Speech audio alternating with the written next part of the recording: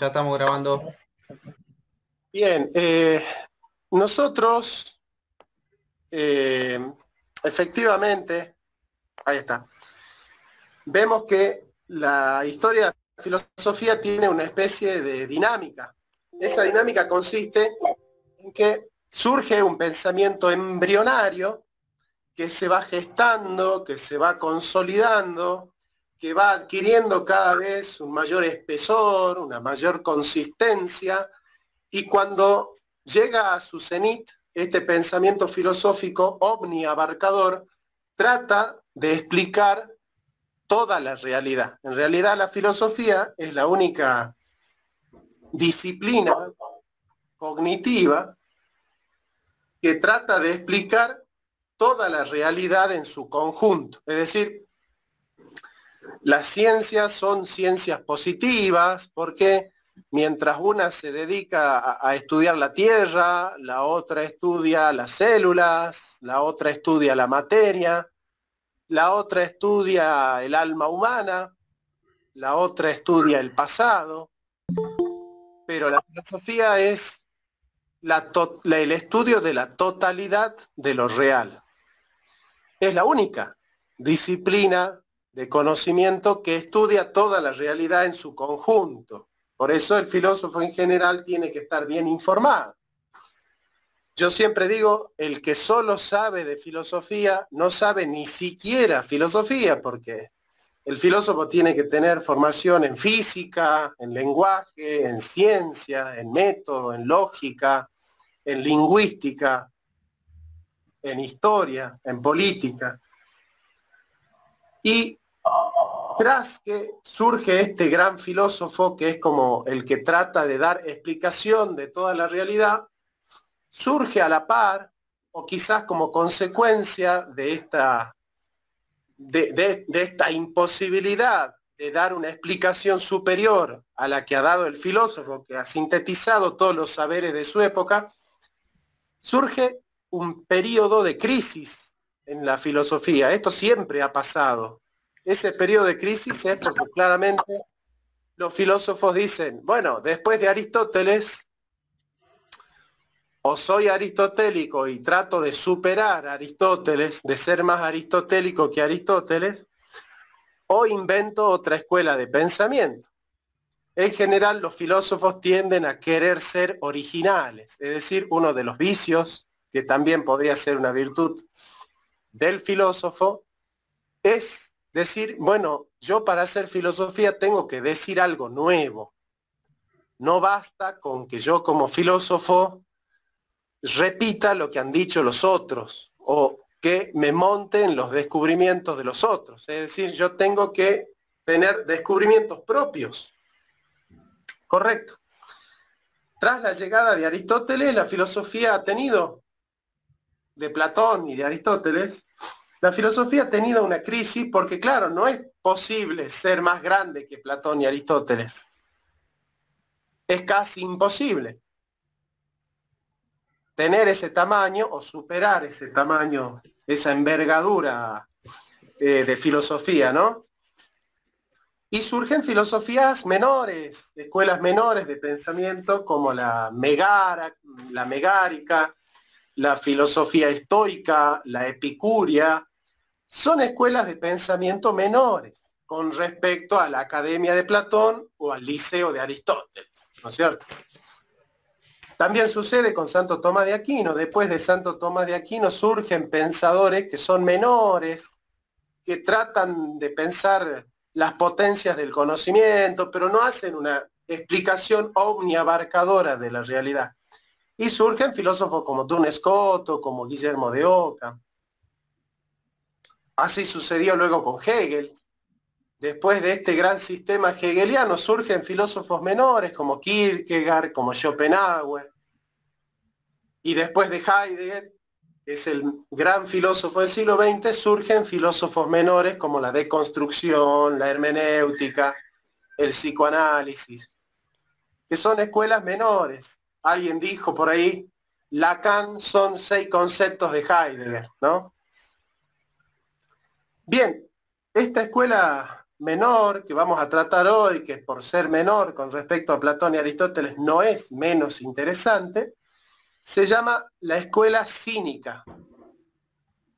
La escuela cínica. Vamos a ir perfilando el análisis, ¿no?, de la escuela cínica, tratando de caracterizar un poco a estos filósofos y de contar algunas anécdotas de los grandes exponentes de la escuela cínica, porque ya vamos a ver cómo esta escuela se fue forjando como una filosofía performativa.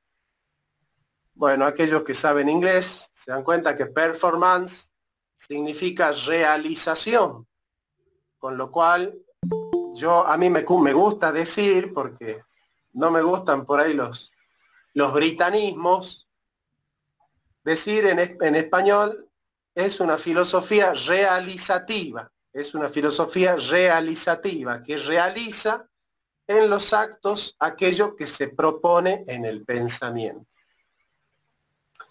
Y con esto hacemos un homenaje a un gran filósofo clásico que ha recuperado la filosofía como modo de vivir, como bios practicos, el taonta ta pragmata, que es Pierre Hadot.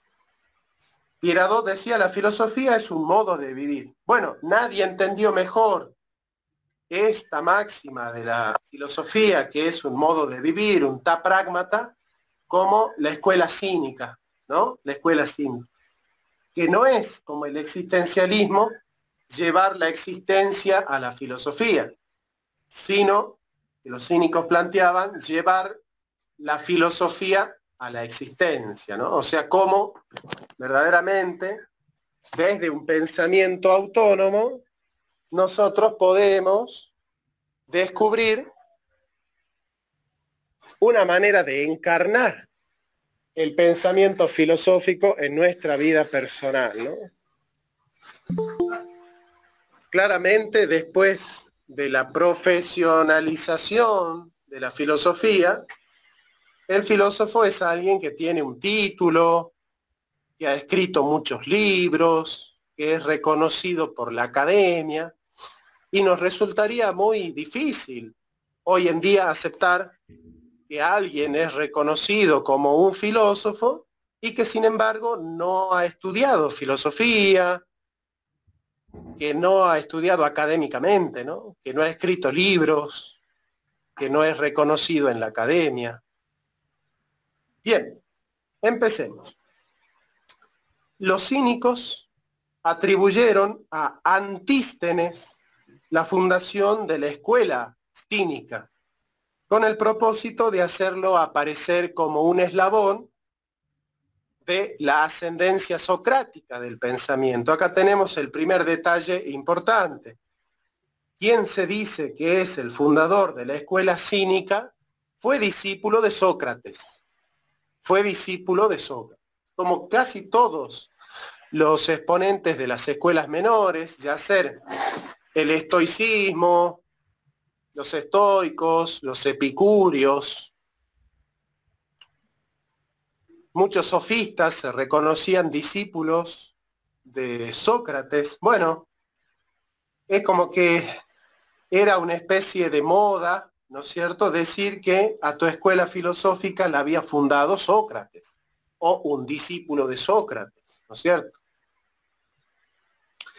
Antístenes nació en Atenas, fue una persona que heredó una gran fortuna de su familia, pero que decidió apartarse de las riquezas para tener una vida ascética. La palabra ascesis significa abnegación, renuncia, ¿no es cierto?, entrega. Bueno, Antístenes conoció a Sócrates, cuyas lecciones iba a escuchar diariamente en el Pireo, ¿no? El Pireo es un gran puerto donde se juntaban a hacer filosofía. Asistió a su muerte y exageró su imitación, la imitación de Sócrates hasta el ridículo, mereciendo el apodo de el Sócrates demente, ¿no? Sócrates mainómenos. Solo quedan algunos escasos fragmentos de sus obras, ¿no? Y esto da cuenta Winkelmann en un libro llamado Antisthenes Fragmenta. Bien, ¿dónde es que se congregaba? Porque uno, para tener una escuela en general tiene que tener un lugar físico donde congregarse, ¿no? Bien, Antístenes, el fundador, el aparentemente fundador de esta escuela cínica, enseñaba en un gimnasio que se llamaba Quinosargués. Quinosargués. Hola, querido Román, bienvenido a la clase. ¿Y qué significa la palabra quinos? Quinix, ¿no? Quinix, de quinos. La palabra quinos significa, ahí se escucha mi perro que justamente se llama Diógenes. La palabra quinos significa perro. Significa perro. ¿Eh? Entonces, en general, ha quedado la anécdota, ¿no es cierto?, fundante, de que un cínico es alguien que no se adapta a las costumbres, que no se adapta a las normas establecidas, a las reglas establecidas, porque es un cínico, es decir, es alguien que, como los perros, prescinde de las normas, sobre todo perro callejero, ¿no? Prescinde de las normas. Entonces, este Quinosargués era el gimnasio donde bajo la advocación de Heracles se reunían los proletarios atenienses y los extranjeros de baja condición, ya nos da cuenta de que esta escuela filosófica es una escuela para errabundos, lingeras, una escuela filosófica para perros callejeros, para gente pobre, esclavos, ¿no es cierto? Es una escuela de las clases menores. Dio a su enseñanza un tono agresivo, irónico e insolente. Se burlaba de la democracia ateniense y de las costumbres de sus contemporáneos. Despreciaba las artes, la dialéctica y toda ciencia que no tuviera utilidad práctica para una vida virtuosa. Escribió contra Platón un diálogo que se llama Patos, rechazando la teoría de las ideas. Vamos a ver concomitantemente a otro fundador de la escuela cínica que se llamaba Diógenes, ¿no? Diógenes. Así se llama mi perro en honor a este filósofo, Diógenes. Diógenes tiene muchas anécdotas, ¿no? Ya vamos a tocar un poco la filosofía de estos cínicos, pero bueno, Diógenes es un personaje muy simpático. Ustedes saben que las pitonisas eran una especie de mantra, de profetisas, de hechiceras, que auguraban el destino.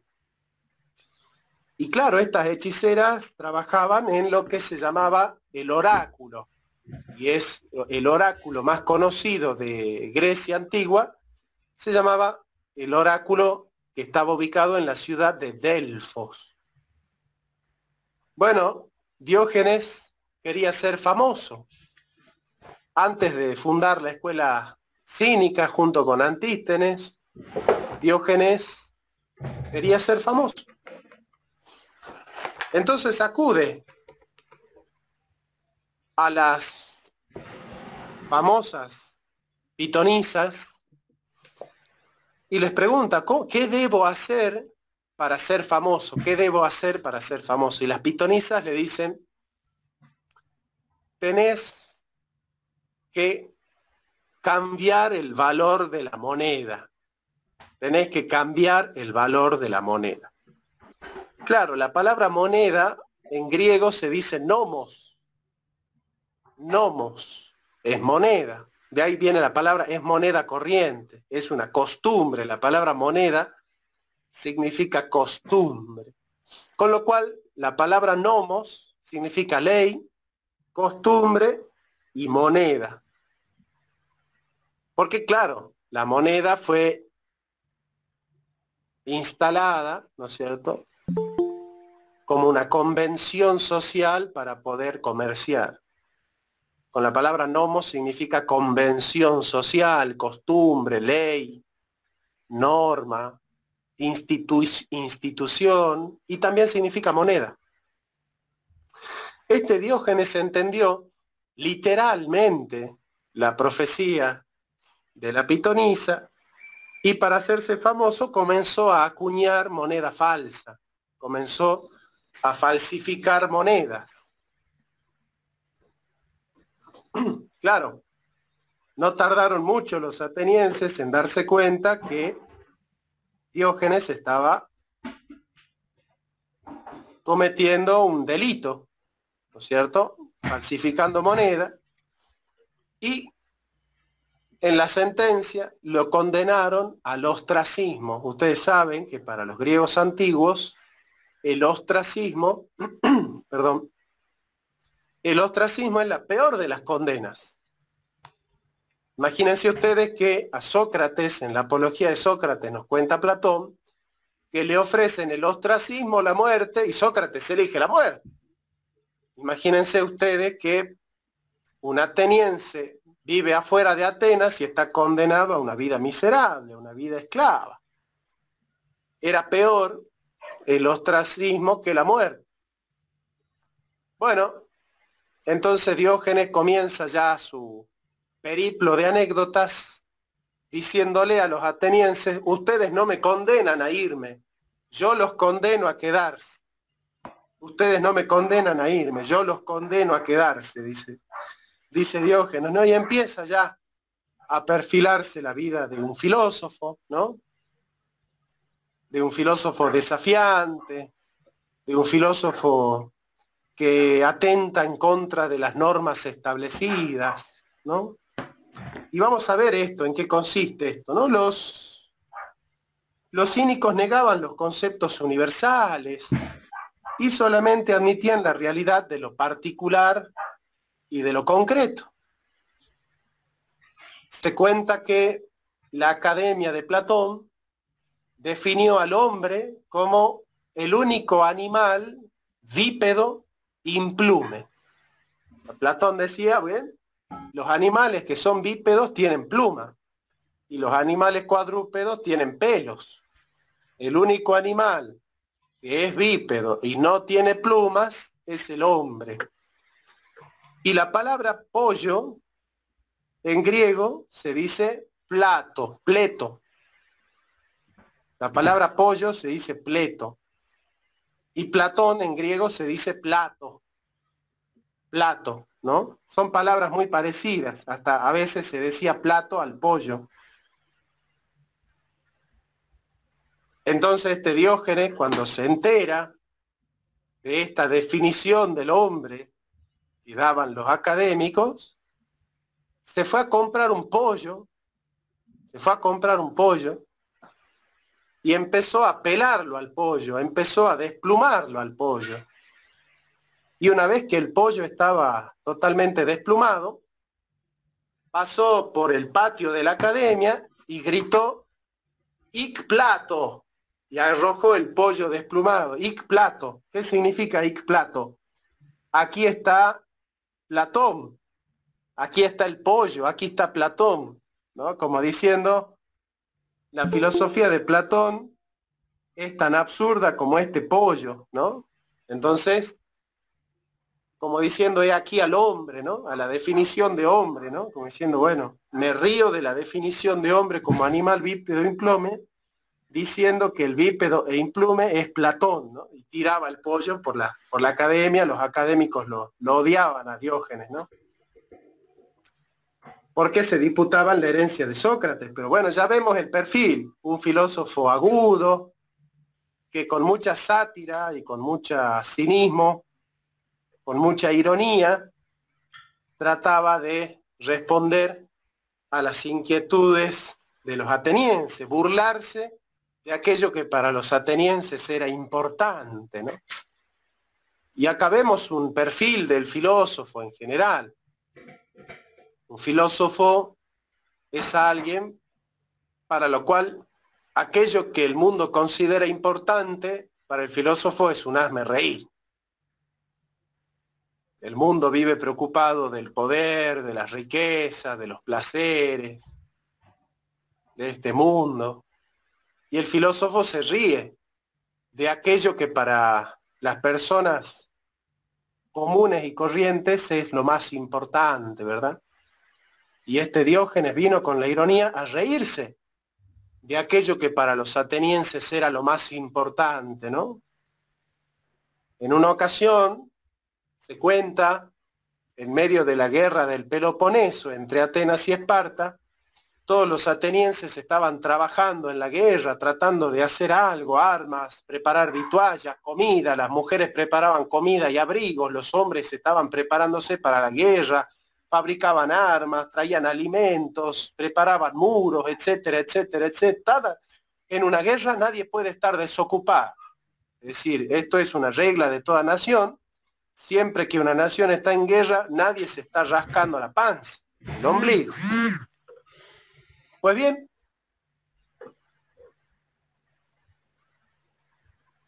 este Diógenes estaba sentado en la playa, tomando sol, y los atenienses le decían a Diógenes, mirá, si vos no haces algo, te vamos a mandar preso, o te vamos a hacer esclavo y te vamos a mandar a la guerra, porque no podés estar desocupado mientras todos estamos preocupados en la guerra.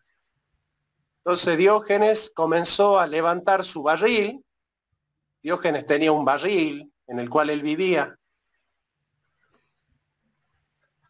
y tenía un cuenco de madera.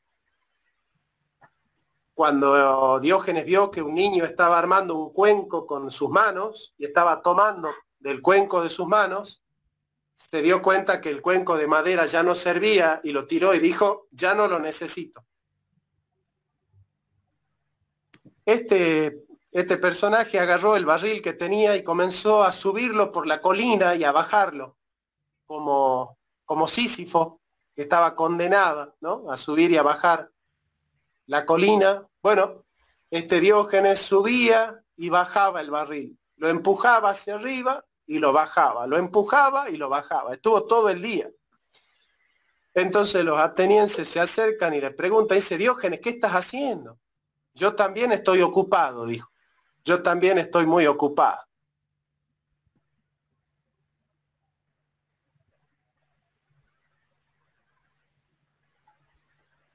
Dicen los cínicos, de las cosas solamente puede decirse su nombre, que es único para cada cosa. Es decir, alguien me pregunta y me dice, ¿y qué es Sandra? ¿Quién es Sandra? ¿O quién es Jorge? ¿O quién es Román? Y Diógenes diría, bueno, Sandra es un nombre. Es un nombre. Jorge es un nombre de una persona. Pero ¿qué es esa persona? Y bueno, la persona es una persona. De las cosas solamente puede decirse su nombre propio. Tampoco se les puede aplicar ningún predicado. Puede decirse que el hombre es hombre, pero no que el hombre es bueno, que es malo, que es lindo, que es inteligente, que es importante. Tampoco puede definirse la esencia de las cosas ni sus primeros elementos.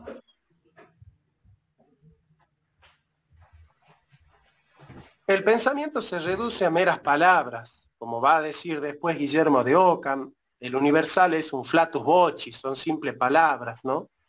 Y Wittgenstein va a recoger eso y va a decir, la filosofía solo consiste en juegos del lenguaje. En realidad la filosofía es un juego del lenguaje, porque en realidad nadie piensa el ser, lo que hace es definir la palabra ser y jugar con esa definición.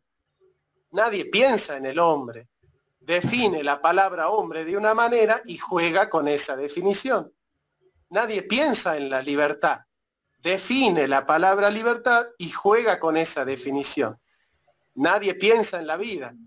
Define la palabra vida y juega con esa definición. Esto es muy interesante de la filosofía porque efectivamente Wittgenstein y Guillermo de Ockham van a tomar esta tesis, ¿no es cierto?, de que en realidad el pensamiento se reduce a meras palabras. En realidad son juegos de palabras. Ustedes vieron que el ser para Aristóteles es una cosa, para Kant es otra, para Hegel es otra, para Heidegger es otra. Cada filósofo tiene un diccionario distinto. Por eso estudiar filosofía es un embole. Porque vos decís, la pucha, pero a ver, ser para Platón era una cosa, pero ahora para Aristóteles es otra, para San Agustín es otra, para Santo Tomás es otra, para Kant es otra. O sea, con cada filósofo tengo que comprarme un diccionario nuevo, porque no hay ningún filósofo que tome las palabras como la tomaba el otro. Es como que cada filósofo dice, no, yo voy a hablar de la libertad, pero yo defino la libertad de esta manera. Y bueno, vieja, pero entonces tengo que leer un diccionario, tengo que aprender a hablar de nuevo con vos. Y cada vez que tengo que leer un filósofo nuevo, tengo que agarrar un diccionario. Y yo me voy a un diccionario de filosofía y el mismo concepto es tratado por cada filósofo de manera distinta. Déjense de joder, es un juego de lenguaje la filosofía. Bueno, el pensamiento se reduce a palabras que son materiales. El juicio y el raciocinio son imposibles, pues no se puede pasar de unos atributos a otros, ya que los atributos de cada cosa se identifican con su nombre propio. Cuando se habla, no es posible el error, ni la falsedad, ni la contradicción, pues cada palabra no expresa más que una cosa, y esa cosa siempre es verdadera. Tampoco cabe la discusión, porque cuando dos discuten, si piensan lo mismo, ya no tiene sentido la discusión porque están de acuerdo. Y si piensan distintos, es imposible la discusión porque no hay diálogo. Entonces ellos van a empezar a crear lo que va a quedar para la historia de la filosofía como una definición ostensiva. Una definición ostensiva. ¿Alguien sabe lo que es una definición ostensiva? ¿Alguien escuchó hablar de lo que es una definición ostensiva?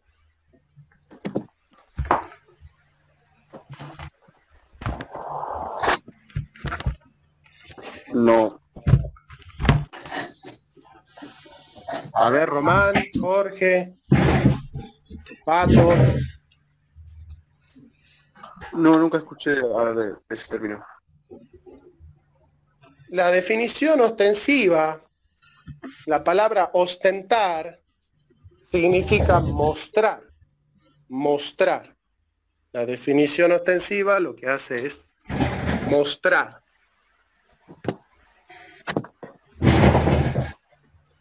Mostrarla a la definición, ¿no? La va mostrando a la definición. Por ejemplo, ustedes me preguntan y me dicen, ¿qué es un fibrón?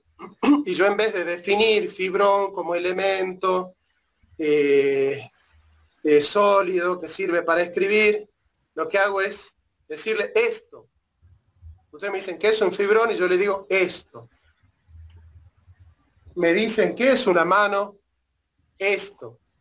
¿Qué es un hombre? Este es un hombre. Bueno, esas son definiciones ostensivas, ¿no? Como cuando nosotros decimos, viendo a Maradona jugar, esto es un jugador de fútbol, ¿no? Es una definición ostensiva superlativa, ¿no? Esto es un jugador de fútbol, esta es una persona, este es un santo, ¿no?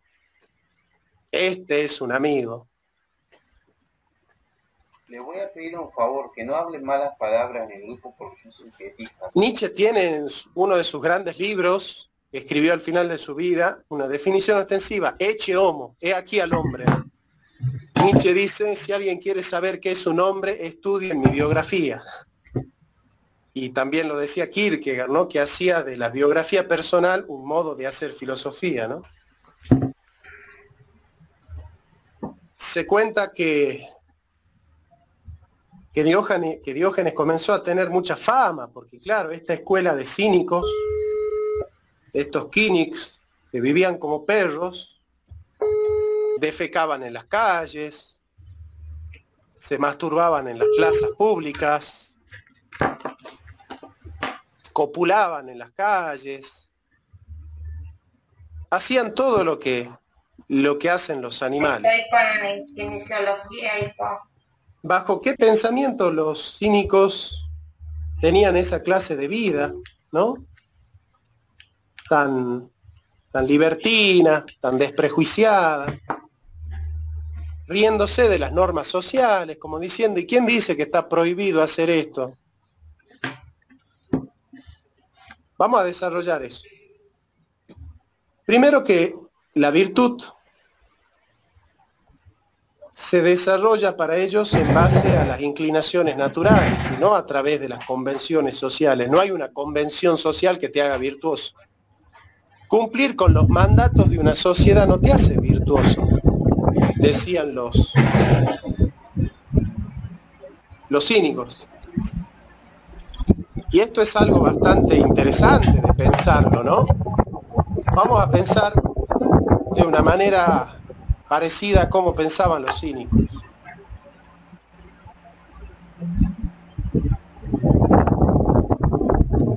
Los seres humanos vivimos cumpliendo órdenes. Todo el tiempo estamos cumpliendo órdenes. Ninguno de nosotros es libre. Todo el tiempo estamos cumpliendo mandatos. Hay mandatos que son evidentes. Por ejemplo, si nosotros somos cristianos, o judíos, o musulmanes, vamos a tener que cumplir ciertos mandamientos religiosos. Y los mandamientos religiosos son muy evidentes, es decir, es muy obvio reconocer qué es un mandamiento bíblico o cristiano. No matarás, no robarás, no adulterarás, no dirás falso testimonio, no usarás el nombre de Dios en vano, no codiciarás la mujer de tu prójimo. Esos son mandatos, mandamientos divinos, religiosos. ¿Y cómo se llama aquel que viola mandatos religiosos? El que viola un mandato religioso se llama pecador. Pero hay otras clases de mandatos. Por ejemplo, la sociedad tiene leyes escritas, que quien no las cumple, ¿cómo se llama? Quien viola leyes civiles o leyes penales, ¿cómo se llama? Un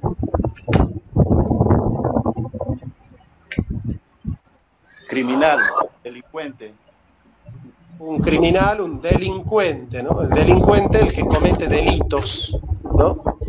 El que viola la ley de Dios se llama pecador. El que viola una ley civil, una ley humana, se llama delincuente. Pero los cínicos van más lejos y dicen, nosotros no solamente que no queremos cumplir con las leyes religiosas, porque para nosotros los dioses de la ciudad no existen, y tampoco queremos cumplir las leyes sociales, porque las leyes sociales son impuestas por un grupo social específico. ¿Y por qué yo tengo que cumplir la ley social? Sí, Román, ¿querés decir algo, amigo?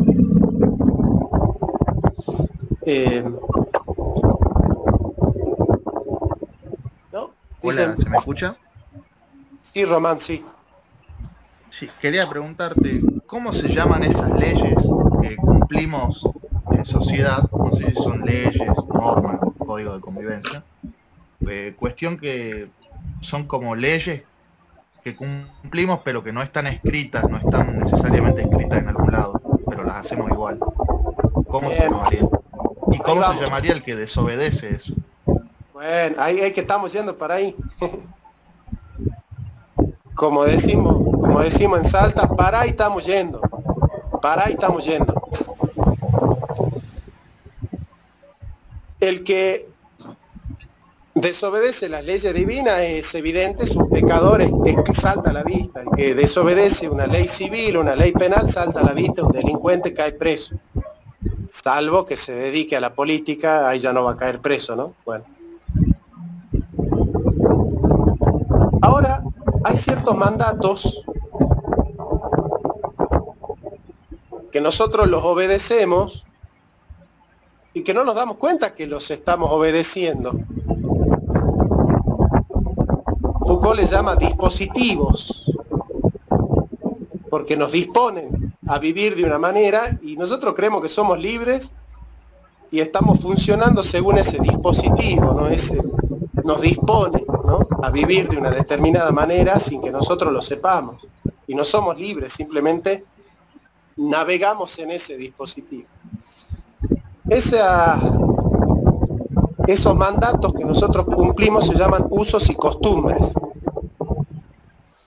Son usos y costumbres. Que yo tengo una palabra para llamarlos, que son las solencias. Yo les llamo solencia porque, claro, la palabra solencia viene de soler, de solere, soler. Cuando nosotros utilizamos soler, cuando decimos, bueno, solemos hacer esto, solemos hacer aquello, solemos vestirnos de esta manera, solemos pensar esto de estas cosas, solemos escuchar este tipo de música, solemos peinarnos de esta manera, comprarnos esta ropa, solemos ir los fines de semana a tal lugar, a tal otro, los argentinos solemos hacer esto, lo otro. Son solencias. Ahora, claro, el que viola una solencia, el que no está conforme a los usos y costumbres establecidos por una sociedad, lo que se llamarían las sanas costumbres, un hombre de buenas costumbres. Un hombre de malas costumbres no es un delincuente.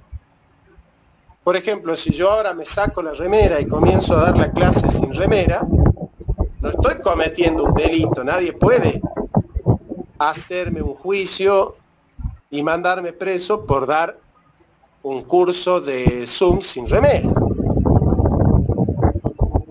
O por empezar a putear ahora en el curso. Eso no es un delito. Pero ustedes sentirían algo raro. Ustedes dirían, caramba, esto que está haciendo Jonathan, yo siento que es como que él no está haciendo las cosas bien, como que él no se está comportando bien. Obviamente, si ustedes van al Código Civil, al Código Penal, no van a encontrar una infracción mía. Pero van a decir, este Jonathan no está respetándonos, no nos está respetando. Y ese mandato, la solencia, el que la viola, no es un delincuente y no es un pecador. Entonces, ¿qué es el que viola una solencia? ¿Cómo se llama? Aquel que viola usos y costumbres. ¿Podría ser un transgresor? Bueno, Un desatado. bueno, pero claro, transgresor es el pecador y el delincuente también, ¿no? No, sería. Un inadaptado, ¿sí, Pato? Sí, inadaptado, sí, eso. Bueno, me gusta más, me parece más precisa esa definición, pero hay una definición técnica. Un De aquel- disidente, Jonas, disidente. Disidente, dice Román, me gusta más, me parece más una definición medio política. Me gusta, me quedo con la de Pato, de todas maneras. Pero hay una palabra técnica para mencionar. Insolente. Claro, Sandra, exactamente. El que viola una solencia es un insolente, exactamente. El insolente es el que no se adapta a las solencias, fíjense, ¿no? El que no se ajusta a lo que solemos hacer. Es un insolente, no es ni un delincuente, ni un pecador. Tampoco es un inmoral. Porque el insolente no es que está violando principios éticos, ¿no es cierto? Pero fíjense ustedes cómo estamos cumpliendo todo el tiempo normas éticas, mandatos éticos. Recuérdense que la ética se enuncia como una prescripción. Tú debes. La ética se enuncia en un lenguaje prescriptivo, es un mandato la ética. Mandatos morales, mandatos divinos, mandatos sociales, mandatos culturales. Estamos presos de los mandatos.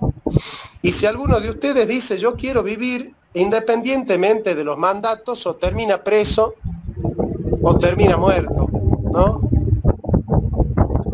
Porque en esta sociedad disciplinaria solamente podemos vivir en sociedad si nosotros somos dóciles a esos mandatos. Y ahí surge lo que Freud, Adorno y Horkheimer van a llamar el malestar en la cultura. Porque claro, si el hombre tiene que vivir cumpliendo mandatos, bueno, ese imperativo que se impone a la subjetividad humana, que se llama el super-yo, el mandato del padre, siempre nos instala ante la posibilidad de que siempre somos infractores. O somos pecadores porque hemos mentido, porque hemos fornicado, porque hemos usado el nombre de Dios en vano, o somos inmorales porque hemos fallado al amigo, hemos traicionado la confianza de un amigo, o somos delincuentes porque no hemos pagado un contrato, porque hemos abusado de un trabajador que trabajaba para nosotros, o somos insolentes porque no nos adaptamos a las costumbres de la sociedad, pero siempre estamos en falta, ¿no? Siempre estamos en falta. Nadie puede levantar la mano y dice yo cumplo todo a la perfección, cuando me ven y cuando no me ven, ¿no?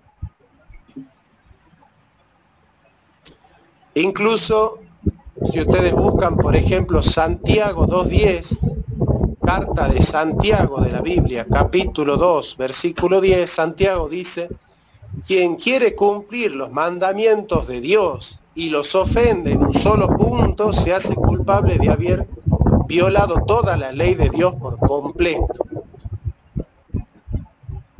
Bueno, es un panorama muy desolador. Como Ulises, que volviendo de Troya pasa por las islas Cícladas, donde hay sirenas que cantan y atrapan a los marineros, y los marineros ceden ante la tentación, se vuelven locos y no vuelven más.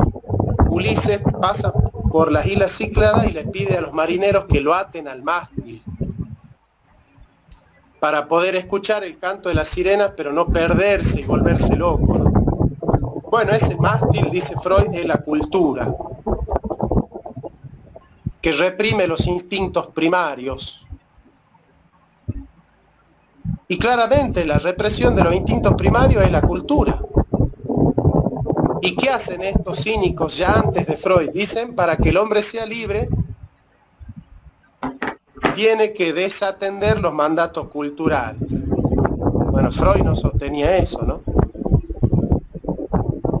Pero los cínicos dicen, para liberarnos de la neurosis, del malestar en la cultura, de la tensión que impide nuestra libertad, nosotros vamos a desatender el nomos, la costumbre, lo instituido, la institución es lo instituido por la sociedad. No nos vamos a regir por esos mandatos, porque la virtud es autarquía. Autarquía, ¿no? La palabra autarquía viene de autos, que significa por sí mismo, y arque, que significa poder. El poder de uno mismo, como va a decir después Zaratustra, solo es obediente aquel que no se obedece a sí mismo, ¿no? Se le imparten órdenes a quien no sabe ni desea obedecerse a sí mismo. Y claramente la mayoría de las personas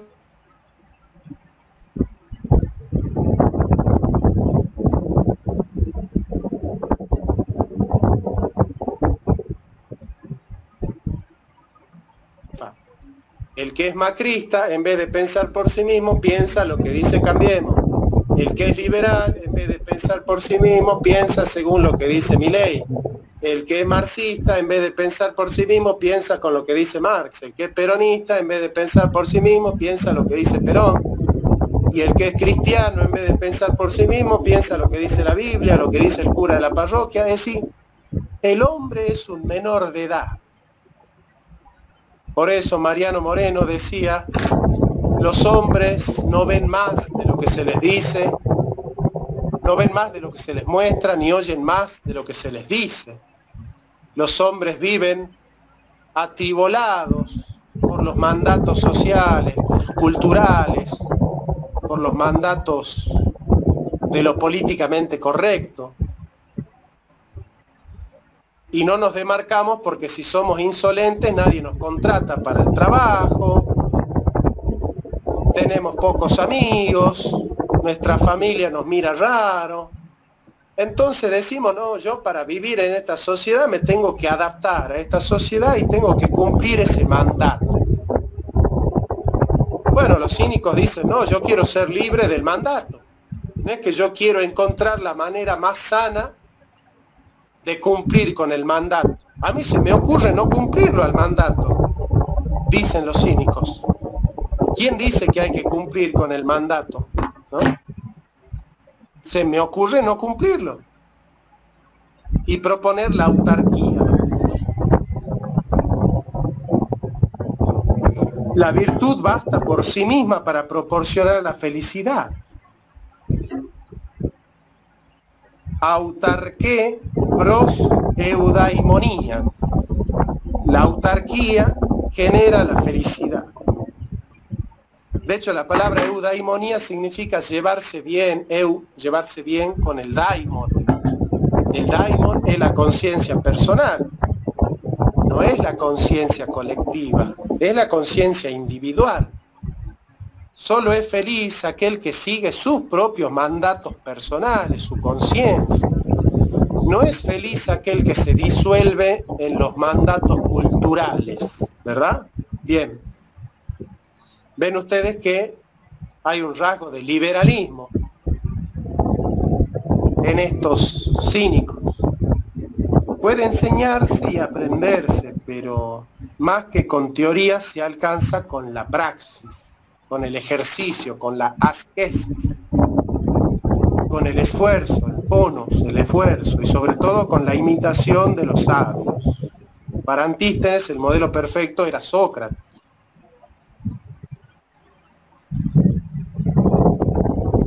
Se cuenta que Diógenes estaba tomando sol en la playa y Alejandro Magno, el personaje más importante, el emperador que había conquistado todo el mundo, lo admiraba a Diógenes, lo admiraba mucho a Diógenes. Entonces quiso ir a verlo. Esto lo cuenta Diógenes Laercio, ¿no?, en su vida de los filósofos más ilustres. Alejandro Magno va a visitarlo a la playa, a Diógenes, y le dice: Diógenes, si yo no fuese Alejandro Magno, me gustaría ser Diógenes, dice, ¿no? Si yo no fuese Alejandro Magno, me gustaría ser Diógenes. Y le dice: pídeme lo que quieras que yo lo haré por ti. Y Diógenes le dice: deseo que te apartes porque me estás quitando la luz del sol. Y Alejandro Magno le dice: no seas insolente, ¿no te das cuenta que yo te puedo matar? Y Diógenes le dice: tu señora es mi esclava. Y Alejandro le dice: pero ¿cómo que mi señora es tu esclava si yo soy el dueño de todo el mundo? Y sí, pero vos sos preso de la ira. La ira te gobierna, en cambio yo la manejo a la ira. La ira es mi esclava y es tu señora, ¿no? Bueno, este estilo de filósofo es Diógenes, que no se deja impresionar por el ofrecimiento de Alejandro Magno. Es decir, Alejandro Magno le pide, le dice: te ofrezco lo que quieras, pídeme lo que quieras y te lo daré. Y Diógenes le dice: correte que me estás tapando el sol. No le pide riqueza, no le pide trabajo, no le pide fama. correte que me estás tapando el sol. ¿Por qué? Porque no es rico el que tiene mucho, sino el que necesita poco. Diógenes decía, vivimos trabajando en cosas que no nos gustan para comprar cosas que no necesitamos, para impresionar a gente que no queremos.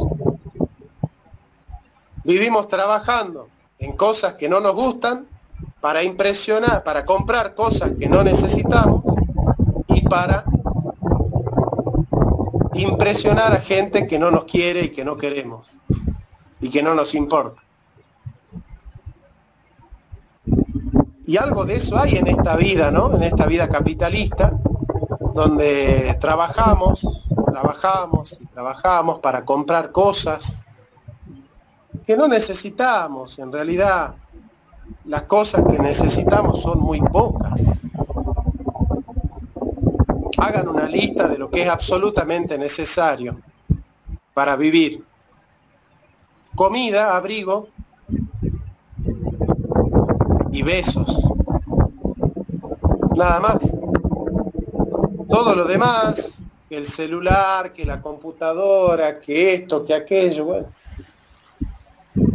Entonces, Diógenes, cuando vio a un niño que estaba tomando agua del cuenco de sus manos, dijo, ya no necesito el cuenco de madera. La asquesis es la capacidad de darnos cuenta y de despegarnos, desapegarnos de las necesidades, darnos cuenta de que el deseo es muy tramposo. Como dice Hegel, el hombre desea deseos. Y Schopenhauer dice, el hombre es un querer que se quiere a sí mismo constante y que nunca se acaba. Porque cuando queremos algo, lo deseamos y sufrimos por no tenerlo, y cuando lo tenemos, sufrimos porque no es lo que queríamos. Entonces, o sufrimos por necesidad o por tedio, pero nunca estamos satisfechos.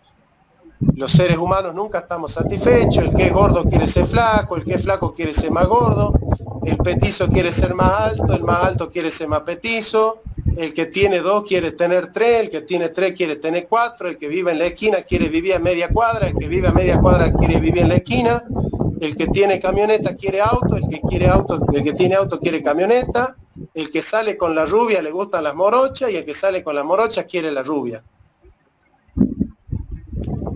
Pero no hay ningún ser humano que diga, yo soy un ser satisfecho, soy un ser totalmente satisfecho con mi cuerpo, con mi casa, con mi familia, con mi educación, con mis cosas. Somos seres insatisfechos y esa insatisfacción es la que nos hace infelices. Porque nunca vamos a tener todo lo que necesitamos. O vos dijiste, no, yo cuando tenga mi casa ya voy a ser feliz. Y la tenés a la casa y sos feliz. No, cuando tenga mi marido voy a ser feliz. Y lo tenés al marido, pero sos feliz. No, bueno, cuando tenga mi hijo voy a ser feliz. Y lo tenés al hijo, ¿sos feliz? No, bueno, es que necesito otro trabajo. Cuando tenga otro trabajo voy a ser feliz. Y lo tenés al otro trabajo. No, bueno, pero me falta comprarme esos zapatos. No, pero me faltaba el televisor. No, y es que ahora ya no lo quiero a mi marido, ahora me enamoré del otro. Y ahora ya no quiero este trabajo, ahora quiero el otro. Y ahora ya no quiero vivir en Salta, quiero vivir en otro lado. No podemos ser felices nunca porque si nuestra felicidad consiste en satisfacer nuestros deseos, el deseo no tiene objeto. Entonces nunca vamos a completar con el deseo, porque si hay algo que tiene el deseo es que uno quiere lo que no tiene. Eso es desear, es querer lo que no tiene. Yo no deseo tener esta lapicera, la tengo. Yo no deseo tener este muñequito, lo tengo. Yo no deseo tener este libro, lo tengo. Uno desea lo que no tiene. Y si la felicidad es la satisfacción de los deseos, y desear es tener lo que uno no tiene, y querer lo que uno no tiene, entonces nunca vamos a ser felices, porque nunca vamos a satisfacer los deseos. Porque cuando satisfacemos un deseo, automáticamente surge ¿qué cosa? Otro deseo. Por eso los budistas hablan del nirvana, esa capacidad de abstraerse de este juego perverso de los deseos. El ideal del sabio es la autosuficiencia, la independencia que se logra en el dominio de sí mismo, la autarquía, el dominio de sí mismo. El sabio no debe dejarse dominar por el atractivo de la riqueza ni de los placeres. El que se deja dominar por sus pasiones es como el que se monta en un caballo desbocado, que no va a donde él quiere, sino a donde el caballo le arrastra. Dijo el hombre bajo, tan pronto te seduzca a pensar bien de mí, entonces empezaré a creer que es cierto. Todo ser bajo es obediente. Se le imparten órdenes a quien no sabe ni desea obedecerse a sí mismo. La felicidad del hombre, yo deseo. La felicidad de la mujer, él desea. Y lo dice el Martín Fierro, el que obedeciendo vive nunca tiene suerte blanda, mas con su soberbia agranda el rigor en que padece. Obedezca el que obedece y será bueno el que manda. Bueno, ese no es un gaucho muy combativo, que digamos, ¿no? El canto al gaucho es un gaucho derrotado, es un gaucho llorón, es un gaucho obediente. El que toma al gaucho en el punto culminante, ¿quién es? ¿Martín Fierro o Sarmiento? ¿Quién es el que escribe un libro donde el gaucho es un gaucho luchador, un gaucho rebelde, un gaucho revolucionario, un gaucho admirable, un gaucho realmente que hace la historia? Sarmiento, el Facundo de Sarmiento, este representante de la barbarie que es Facundo Quiroga, es un gaucho combativo, es un gaucho que se enfrenta a los unitarios en Oncativo, en La Tablada. Es un gaucho que se enfrenta al unitarismo. En cambio, el gaucho que plantea el Martín Fierro es un gaucho derrotado. El que obedeciendo vive nunca tiene suerte blanda, mas con su soberbia agranda el rigor en que padece. Obedezca el que obedece y será bueno el que manda.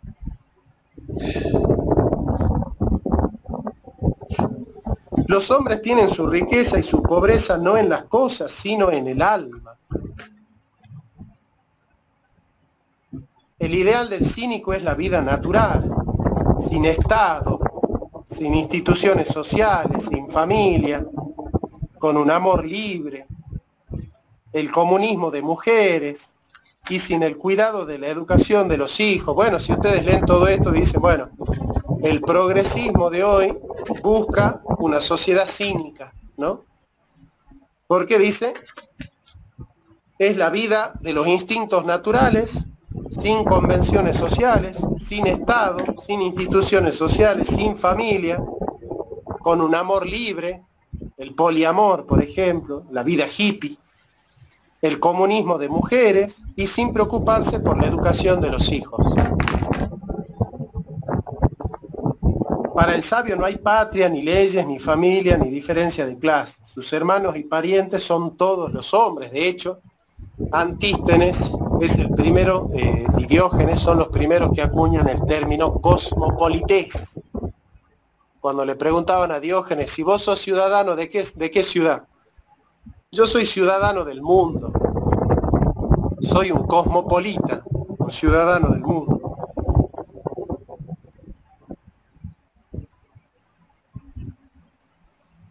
Y Antístenes sostenía una diferencia en la teología que luego Varrón, un filósofo interesante, Varrón, con B corta, ha desarrollado, que es una distinción entre tres teologías. Vamos a ver lo que dice primero Antístenes. Rechazaba los dioses nacionales de la religión oficial.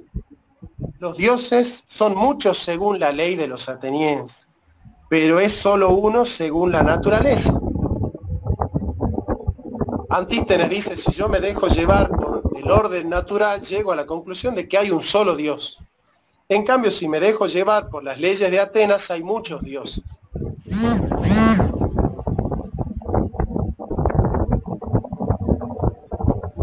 El mejor culto de ese Dios único no son los templos, ni las oraciones, ni los sacrificios, sino la virtud, la autarquía. Y esta definición de el Dios natural, que es único, y el Dios político, que es la religión política, que es politeísta en Atenas, de una definición que va a tomar Varrón para decir hay tres clases de teología. La teología política, que es la teología de los estados. Por ejemplo, la España de Isabel la Católica tiene una religión política. ¿Por qué? Porque vos, para ser un conquistador católico, un encomendero católico, español tenía que ser católico.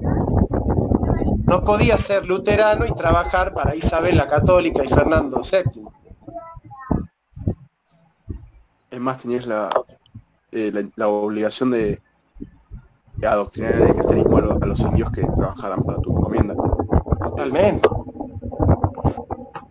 Totalmente, Pato, es así. Entonces, es una religión política. El catolicismo que llegó a América no es un catolicismo espiritual, es un catolicismo político, que tiene intenciones políticas. El protestantismo europeo es un protestantismo político, ¿verdad? Una religión política. Después hay una religión natural, que es la religión de los filósofos. Los filósofos, la teología natural, de los filósofos que con su razón descubren que hay una primera causa inmóvil, el primer motor inmóvil. Esos son la teología de los filósofos. Tenemos la teología política, la teología natural y la teología sobrenatural, que es la revelada. Entonces tenemos tres clases de teología, ¿no? La teología política, que es la que está basada en una religión que tiene alcance político. La teología natural, que es la de los filósofos, y la teología revelada, que es la de los profetas y de los apóstoles. Es interesante esa distinción. Y el precedente es Antístenes. Fíjense cómo los cínicos van a ir estando presentes en la historia de la filosofía, ¿no?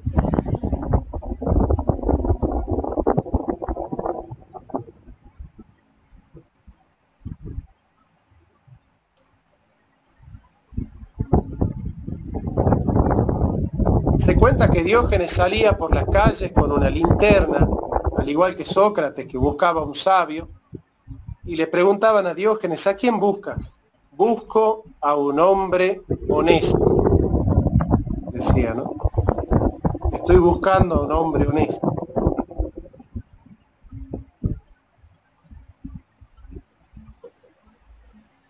El cinismo no es un sistema filosófico, pues carece de fondo doctrinal positivo. Es más bien un movimiento esencialmente negativo, subversivo y demoledor, de oposición a todos los valores sociales y culturales, a los refinamientos y complicaciones de la vida ciudadana, que trata de sustituir por pretendida sencillez de la vida natural.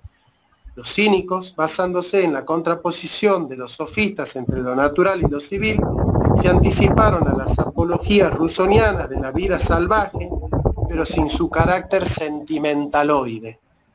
Para ellos, el sabio debe ser insensible a todo, menospreciar los respetos humanos y las opiniones comunes, libertarse de todos los deseos y de todas las necesidades.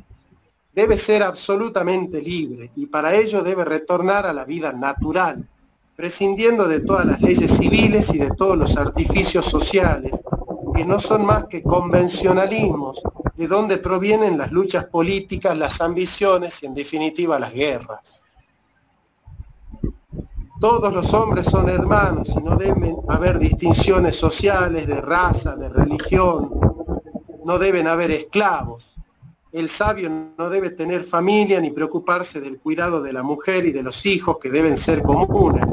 El sabio no tiene más patria que el mundo. Los cínicos, más que filósofos, fueron agitadores populares, que no combatían con argumentos racionales ni oponiendo su doctrina a otras escuelas, sino con las armas de la ironía, del ingenio mordaz, de la burla muchas veces soez, de las gracias salpicadas de sal gorda. Unían su ostentosa austeridad de vida conforme a la naturaleza con la imprudencia más desvergonzada y con un descarado hedonismo.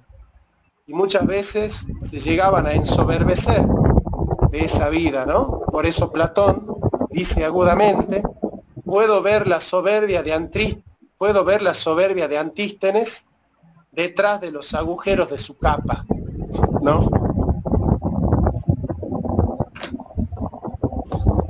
Porque muchas veces tener una vida santa te hace soberbio, ¿no?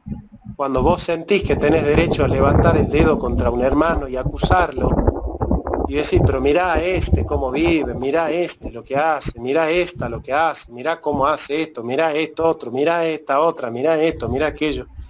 Cuando nosotros vivimos así, señalando con el dedo, en el fondo está operando la soberbia, porque si nosotros supiésemos que cuando señalamos con un dedo, hay otro dedo que nos señala a nosotros más grande, y no sé si seríamos tan enjundiosos en la crítica, ¿no? Y tan despiadados a veces, ¿no? En la condena.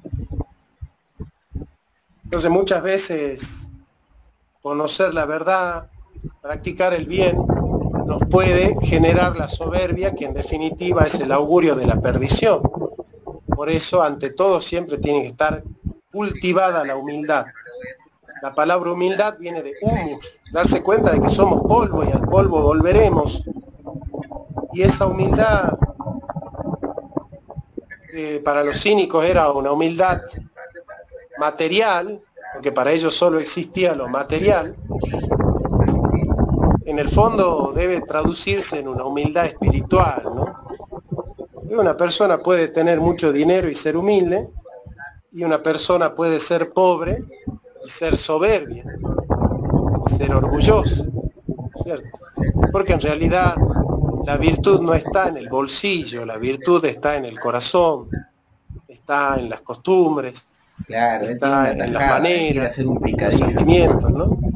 Me parece que desde ahí podemos hacerle una crítica también a los cínicos, que se terminaron enorgulleciendo de su escasez, o de la riqueza, de la falta de necesidades, ¿no? Bro, yo a ese perro un día Me le parece dije que cayeron en la que trampa tenía que también de la enseñar soberbia, ¿no? y anda diciendo por todos lados, porque lo he visto en las Bien, páginas, haciendo alusión a bueno, mi persona. para mí los cínicos y son yo muy reconocí que él interesantes. No sabe sé si más que ustedes yo ya habían y que escuchado, me necesito gustaría que él me escucharlos un enseñe. poco a ustedes No es también, que tenga problemas para que me hacerlo un enseñar, poco más me llama la interactivo. atención la soberbia de ese Si alguna perro. vez han escuchado hablar de los cínicos, y si esto que vimos hoy les sorprendió de alguna manera, si algo les llamó la atención o les gustó, nada, me gustaría escuchar a alguno de ustedes, o quizás si tienen alguna pregunta para hacer.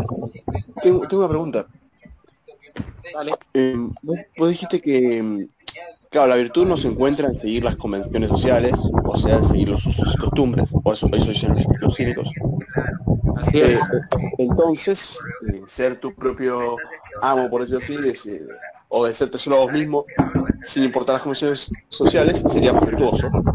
Ahora, ¿no será que en realidad por ahí vos no sos virtuoso por seguir convenciones sociales, pero la sociedad en su conjunto sí es más virtuosa si, por ejemplo, tiene unas convenciones sociales que favorecen su desarrollo, el desarrollo del conjunto?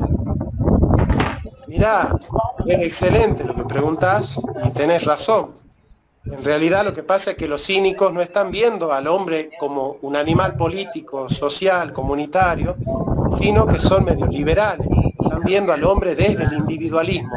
No están queriendo fortalecer la vida colectiva, sino que están pensando en el hombre individualísticamente, digamos.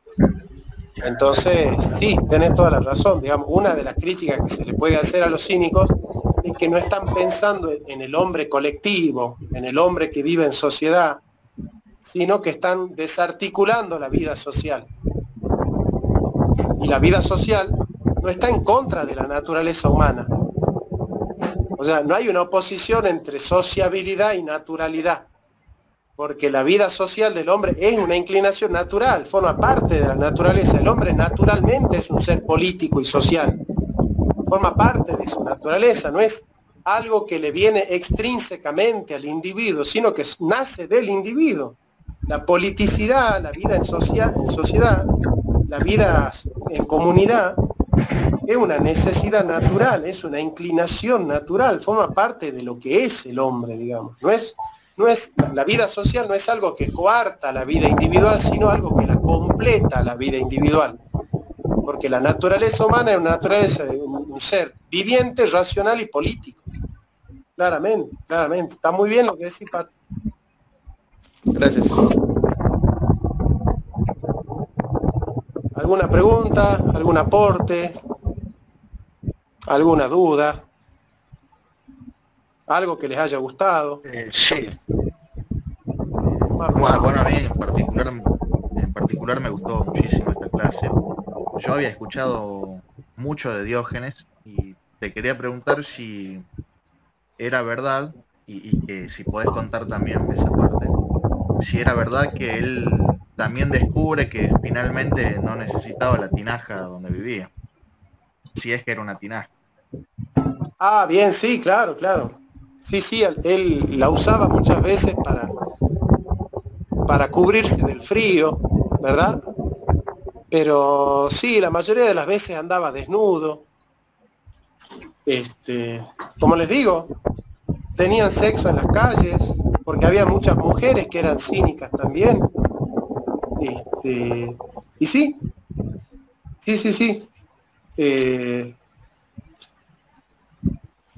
Esta petición de principio de vivir sin necesidades alguna lo llevó a Diógenes incluso a deshacerse de la... Exactamente, sí. Voy a buscar acá. Mientras te hago otra pregunta.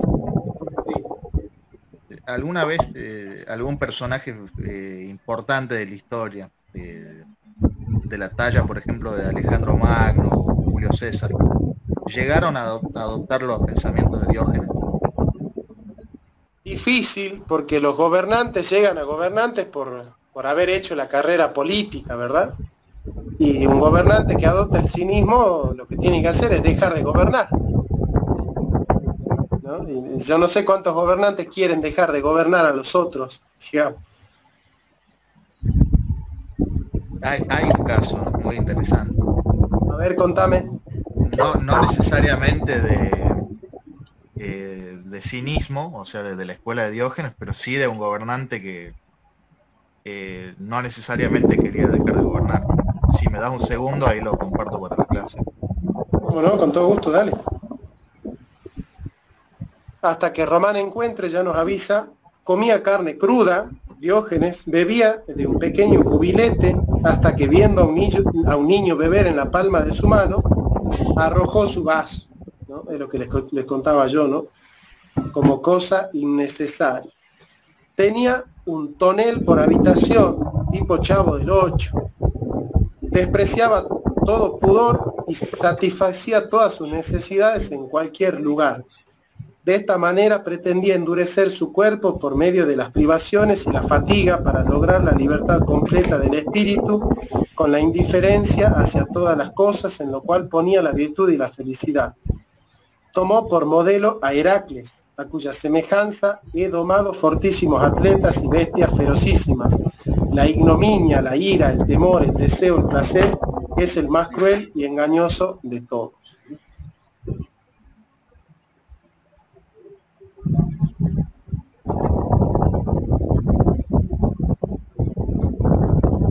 Bueno, acá tengo el caso, no sé si se me escucha.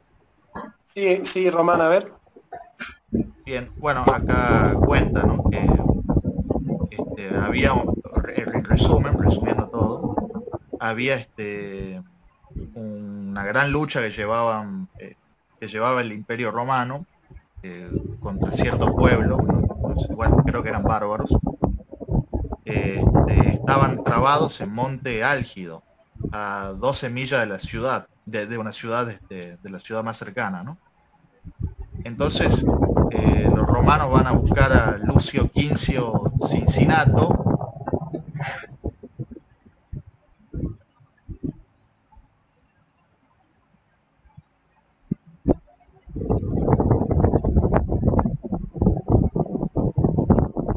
se pone la toga, o sea, que representaba la autoridad, acepta el cargo y derrota a los enemigos, liberando al ejército romano del cerco donde estaba, ¿no? Y dice que regresa a Roma celebrando el triunfo y abdica del cargo de dictador después de solo 16 días, a pesar de que la duración era de 6 meses, y vuelve a cultivar su posesión. Bueno, quería compartir de que me parece un gran ejemplo de gobernante que sin ambición, ¿no? Digamos.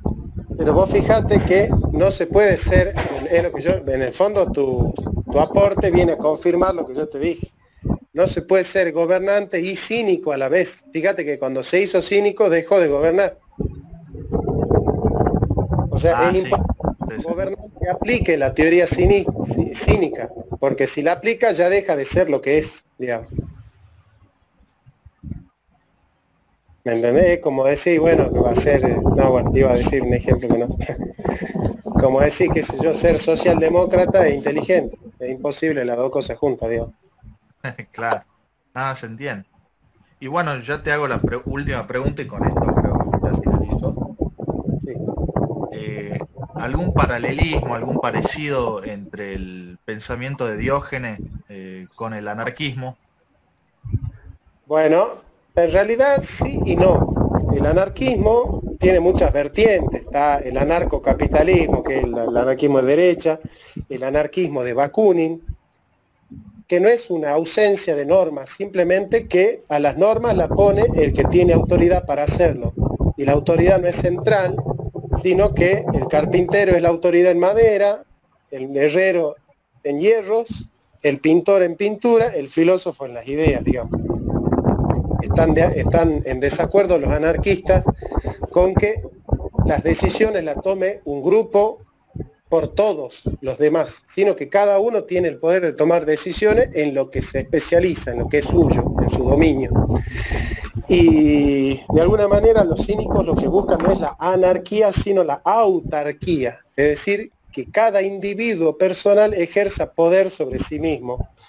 Sí, yo te diría que está muy cerca del anarquismo, efectivamente, pero siguiendo el aporte de Pato, es una sociedad imposible. Es una sociedad imposible porque los instintos primarios no tienen regulación, no tienen frenos. Es una utopía. Si nos dejamos llevar por los instintos primarios y satisfacemos todas nuestras necesidades inmediatamente, bueno, es fácil abusar de los derechos de otra persona. Digamos, la vida social frena, te dice, no podés satisfacer tus necesidades en todo momento, como sea, en cualquier lado, con cualquiera. Digamos. Entendido. Muchas gracias, Jonathan. ¿Puedo hacer la aposta de Roman 2? Sí, Román querido, un gusto de escucharte, mi hermano. Sí. Hola a todos, hola Roman, hola Jorge, los saludo. Sí, mira, muy interesante el punto de partida. Me llama la atención cómo fue la idea fundante del cinismo, ¿ya? Del movimiento. Me gustó mucho lo que has comentado de que al parecer no tienen un mensaje positivo, una doctrina, y me parece ser un movimiento más bien real.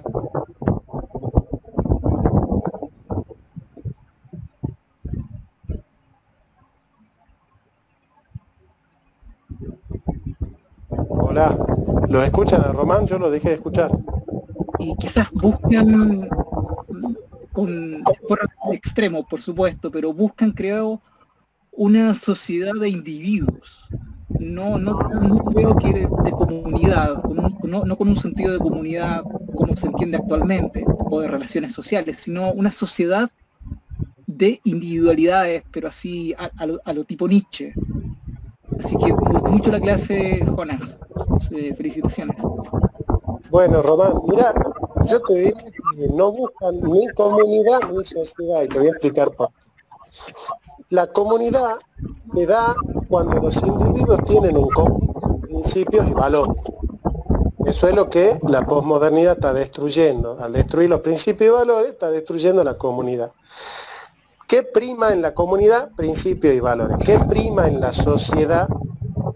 El contrato. La sociedad se da cuando hay un contrato. De hecho, la sociedad moderna surge con el contrato social.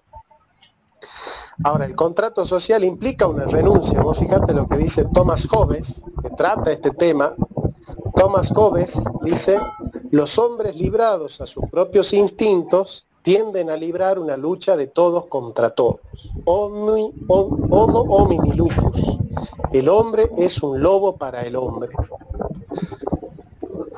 Claro, entonces lo que dice Thomas Hobbes es, para evitar esa anarquía, esa guerra civil, esa anarquía, lo que tenemos que hacer es cada uno tiene que entregar su soberanía a un gobernante, para que el gobernante, el Leviatán, pueda impartir justicia y generar la sociedad adecuada, un contrato social donde pueda haber seguridad y paz social, digamos, y terminemos con guerras civiles, que por ejemplo terminó matando y destronando a Carlos I en Inglaterra, en el siglo XVII. Entonces, de alguna manera, la sociedad, el contrato social implica una renuncia a la autarquía, una renuncia al dominio propio, que es justamente lo que no quiere hacer el cinismo. Entonces, no sería propio hablar de una sociedad de cínicos, porque los cínicos son individualistas. Justamente lo que ellos no quieren es que un individuo ejerza poder sobre el otro, que es lo que hace la sociedad con el contrato social. Claro, pero al mismo tiempo, Jonas, no hay una especie de tratar de conjugar una libertad fuerte con un autodominio, porque en el fondo ellos me da la impresión de que no se entregan, no son esclavos de los instintos, pero sí que valoran el traspasar las barreras sociales, tienen deseos, los pueden seguir, obedecer, pero ellos buscan libertad y autodominio. Bueno, así lo estoy viendo, pero Claro, pero si ellos quieren construir una comunidad, ya tienen valores que no los imponen cada uno a sí mismo, sino que lo impone el colectivo. Entonces, de alguna manera es como que los cínicos son una suma de individualismos, que no llega a ser sociedad, que no llega a ser comunidad. Y es lo que está buscando el progresismo y el neoliberalismo, buscan eso, que nosotros no seamos más que una suma de individualismo. Por ejemplo, ¿nosotros qué decimos? El derecho a la vida es un valor de la comunidad occidental. ¿Qué dice el progresismo? El derecho a la vida no es un valor que articula la sociedad. Cada una tiene derecho a respetar la vida o no. Si la mujer respeta la vida, no aborta. La que no respeta la vida, sí abortará. Entonces no es el valor de la vida algo que articule la comunidad. Nosotros los progresistas queremos destruir el valor de la vida para que no sea el respeto a la vida lo que nos articula como sociedad, como comunidad, sino que aquel que respete la vida, que la respete y que tenga derecho a respetarla, porque esta ley no va a obligar a abortar a nadie, y la que no respete la vida, que tenga derecho a no respetarla. Entonces vos fijate cómo el progresismo es cínico porque está destruyendo los valores. Y está destruyendo los valores porque dice cada individuo tiene derecho a prescribirse su propia moral. No hay un amor común, natural, sino que cada uno tiene sus propios principios y valores. Para vos mentir está mal, para mí mentir está bien. Para vos tener 4 novias está mal, para mí tener 4 novias está bien. Yo tengo mis propios principios, mis propios valores, y yo te digo que para mí defecar en la iglesia no es malo. Y yo en nombre de la libertad quiero defecar en la iglesia. Entonces, fíjate vos cómo al romper con los principios y valores comunes de la sociedad, están rompiendo con la comunidad. ¿Por qué están rompiendo con la comunidad? Porque el neoliberalismo y el progresismo buscan que los individuos estén sin familia, sin Estado, sin soberanía, sin patria, sin instituciones, sin cuerpos intermedios, para que queden a merced de las grandes oligarquías financieras internacionales. Si la oligarquía financiera internacional tiene un freno, es porque hay familia, es porque hay Estado, porque hay un Estado soberano. Tengo dos dudas. Una, ¿es por esta razón de la incapacidad de los cínicos de formar comunidad que todos los intentos anarquistas, por lo menos los que yo tengo noticia, han fracasado, no han logrado formar un Estado ni ningún objetivo? En España la Segunda República duró, ¿cuánto? 2 años. No logran perseverar esos intentos de crear comunas anarquistas. Bueno, segundo aporte brillante de Pato, exactamente. Cuando un movimiento no puede generar una comunidad, tiene fecha de caducidad. Porque no es lo mismo una comunidad, como dice Platón, no es lo mismo una integración que un sancocho. No es lo mismo una mezcla que un entrevero. Entonces, si yo, no, bueno, mira, yo quiero una sociedad donde el que respeta la vida, que la respete, y el que no la quiere respetar, que no la respete. Bueno, así no se forma una comunidad.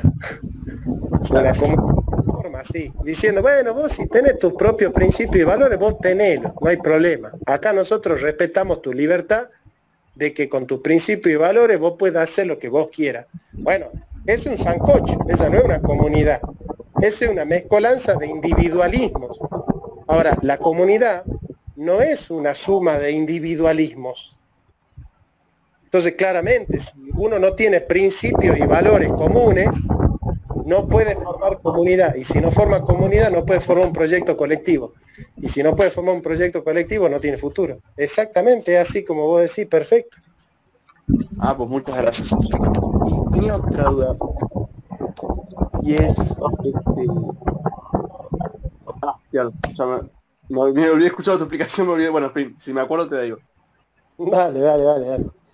Pero sí, digamos que el cinismo es una aventura de un día. A ver, los griegos tenían una vez al año la fiesta dionisíaca donde hacían unas orgías bárbaras. Todo bien. Nosotros tenemos el boliche.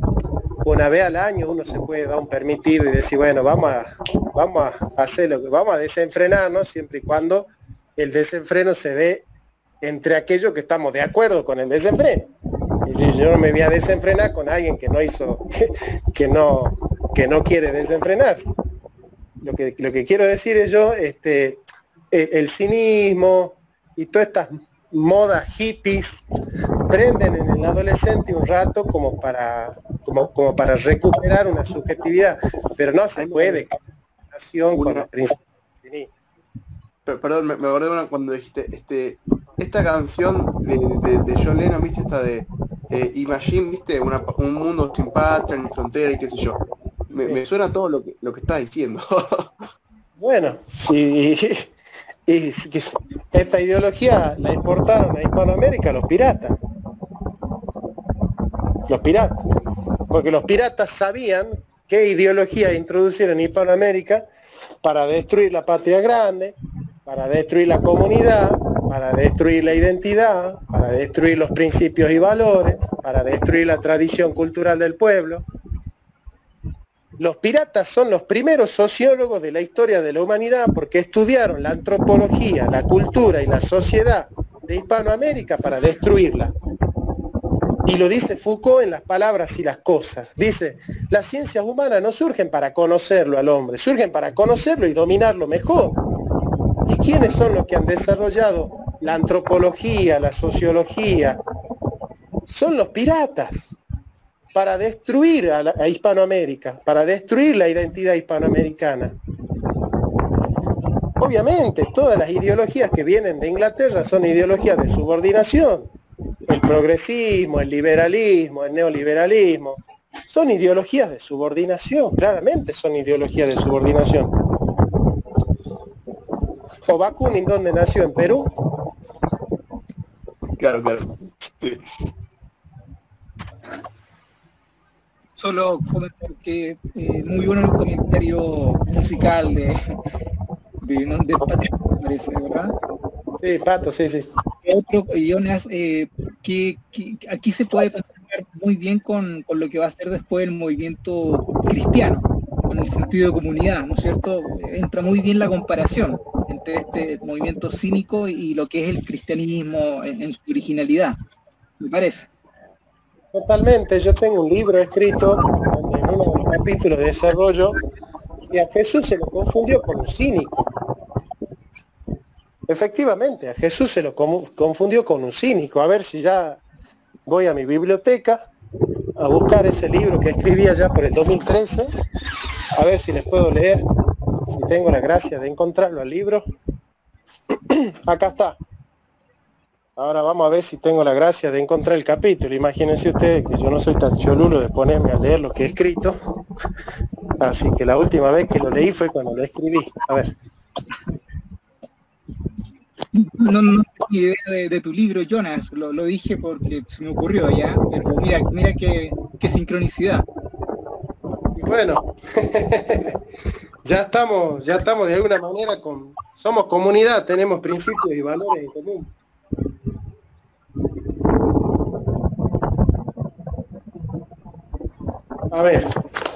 A ver si es acá.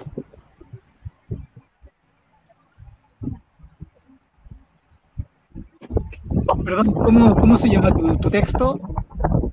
Este libro se llama Historia y concepto de la autoridad en el cristianismo. Auspiciado por la Secretaría de Cultura, ahí lo encontré, dice: los sicarios eran mercenarios a sueldo que destinaban su vida al servicio de la desestabilización social en base a la búsqueda de una identidad nacional propia, negando el principio de autoridad romano, atentando contra la seguridad social en base al terrorismo y al saqueo. Los cínicos surgieron en el siglo IV a.C. con Antístenes y Diógenes. Podrían haber brindado los fundamentos filosóficos necesarios para apoyar el poder de los sicarios. Así, si bien los cínicos eran belicosamente pasivos, es verdad que hay una esencial subversión en sus principios que hacen de sus cosmovisiones propuestas sociopolíticas contradictorias al status quo romano y a la pax romana.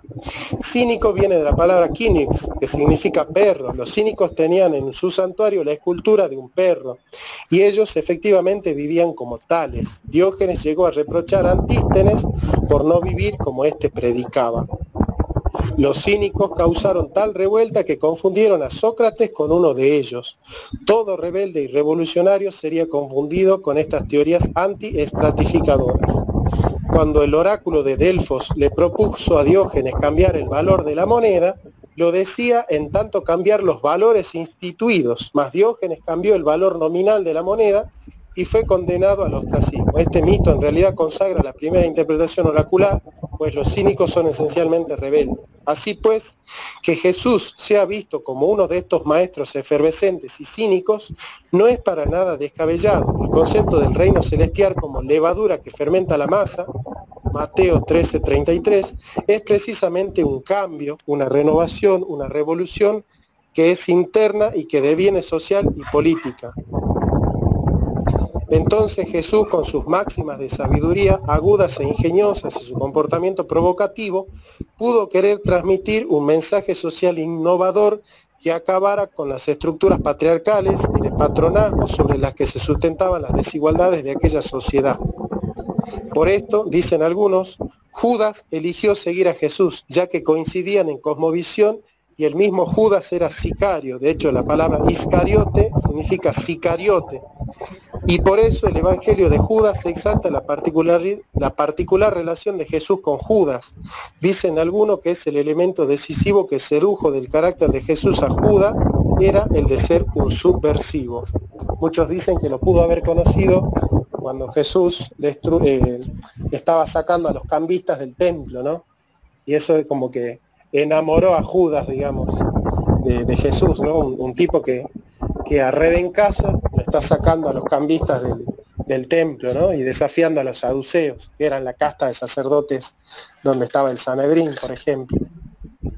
Así que bueno, es interesante porque yo ahí desarrollo un poco una de las cristologías de la Third Quest que ve a Jesús como un cínico, digamos. Yo voy por ese camino, digamos, de que el Jesús histórico, si es estudiado en profundidad, he visto como un maestro de sabiduría al estilo como lo estudia Crozan, por ejemplo, en la Third Quest, que bueno, que murió y que fue luego, se fue creado el mito de Jesús, digamos, ¿no?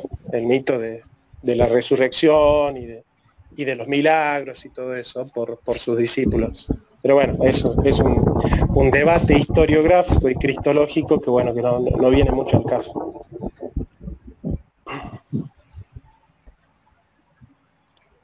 Bueno, ¿alguna pregunta más?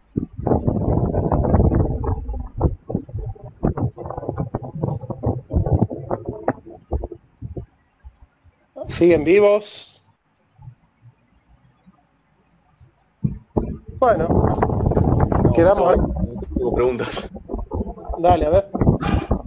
No, digo que estoy vivo, pero no tengo preguntas. Ah, bien. Bueno, gente, quedamos entonces hechos. ¿Ah? Hemos desarrollado ya los cínicos y para la clase que viene vamos a estudiar la ley. Hay como una contradicción, me parece, en eso de seguir los instintos y la conciencia individual. ¿Puede ser visto como una contradicción? Y sí, porque es ser esclavo de los instintos, pues, claro. Es decir, servir a las pasiones, que para ello la ascesis es liberarse de las pasiones, y por otro lado, vivir una vida como un perro, y los perros no son libres. Claro. Los perros no son libres. Digamos, pensar que un perro es libre porque hace lo que quiere sin tener norma, bueno, es un concepto de libertad muy raro. Sí, claro, sí, si la autarquía sería la conciencia individual, es contradictorio conseguir instinto. O sea, hay una falta de conciencia. Totalmente. Bueno, ellos entienden no la conciencia individual. Ellos lo que quieren seguir es seguirse a sí mismos, ¿no? Claro. Seguirse a sí mismos, no hablan de conciencia. Pero sí, es raro porque... Bueno, hay una película de unos hippies que se burlan de un compañero que trabaja, que estudia, que se levanta a las 6 de la mañana, y los hippies le dicen a este chango, bueno, vos sos un esclavo del sistema, nosotros somos libres, vos sos esclavo. Claro, este chango que se levantaba a las 6 de la mañana, tiene una empresa, los hippies están barriendo la calle y le piden trabajo, terminan laburando para el esclavo, los libres terminan laburando para el esclavo. Pues claro, el concepto de libertad hippie es absurdo. Por eso no van a conocer hippies de 70 años, pues no llegan a 70. No entendí el ejemplo de los hippies y la empresa.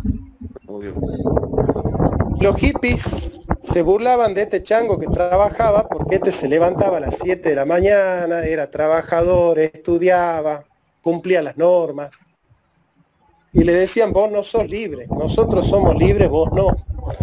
Pasan 20 años y este chango que era esclavo del sistema tiene una empresa, plata, si quiere salir de vacaciones se va de vacaciones, si quiere comprar un auto se compra el auto, y los hippies que eran libres lo cruzan a él y ellos estaban barriendo la calle, estaban trabajando de barrendero y otros hacían malabares en la esquina, bueno, entonces les piden trabajo porque ya no daban más, le piden trabajo a este que antes era esclavo y bueno, terminan siendo empleados de él.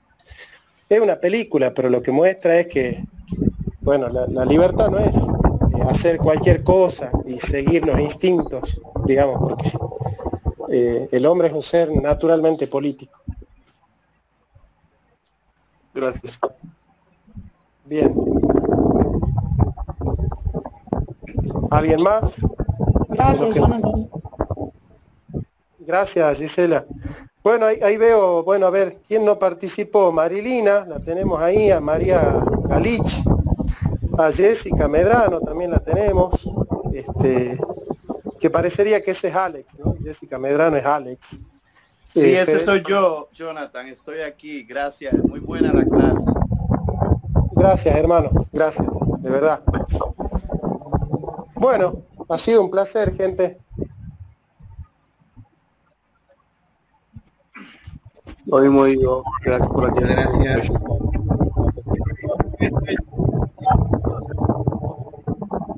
Hasta luego, Jonathan. Hasta luego. Hasta luego, amigos. Chao, queridos. Chao. Hasta luego, Jonathan. Bye.